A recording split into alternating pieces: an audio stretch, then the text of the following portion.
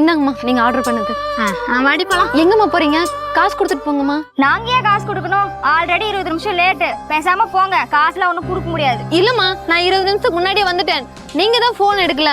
அக்கா என்ன இப்படி ஓவரா பேசுறீங்க? ஆர்டரே லேட்டா எடுத்து வந்து கொடுத்தீங்க, இப்ப இப்படிலாம் பேசுறீங்க. போங்க. ஐயோ அப்படியெல்லாம் சொல்லாதீங்கம்மா. காசு கொடுத்துருங்கம்மா, இல்லைன்னா திட்டுவாங்க. பேசாம போறீங்களா இல்ல கம்பெனி கால் பண்ணி உங்களை கம்ப்ளைண்ட் பண்ணிட்டா? போங்கக்கா. இல்லம்மா நான் போறேன். அக்கா எதுக்கு இப்படி ஃபீல் பண்றீங்க? கம்பெனி தானே இந்த காசை கட்ட போகுது. கம்பெனி ஏமா கட்ட போகுது? ஏன் சம்பளத்துல தாம்மா கட் பண்ணுவாங்க. என்னக்கா சொல்றீங்க? ஏய் இங்க பாரு, நம்ம ஆன்லைன்ல ஏதோ ட்ரெஸ்ஸோ திங்ஸோ ஆர்டர் பண்ணா அது ஆர்டர் லேட்டா வந்துச்சுன்னா நம்ம பே பண்ண வேணாம் வண்டி. அப்படியாடி? ஆமா இங்க பாரு.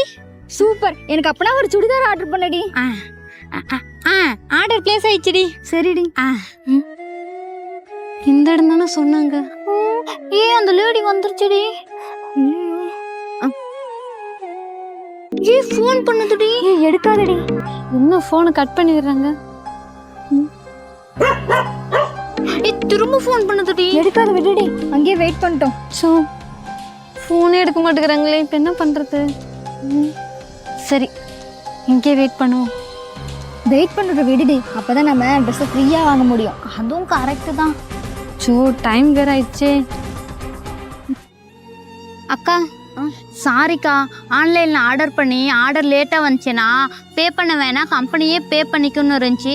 அதை பார்த்து தான்க்கா உங்களை ஏமாத்தலான்னு சொல்லிட்டு இப்படி பண்ணிட்டோம். வேணும்னே தான்க்கா ஃபோன் எடுக்கல. சாரிக்கா. அமௌண்ட் கொடுத்துடலாண்டி.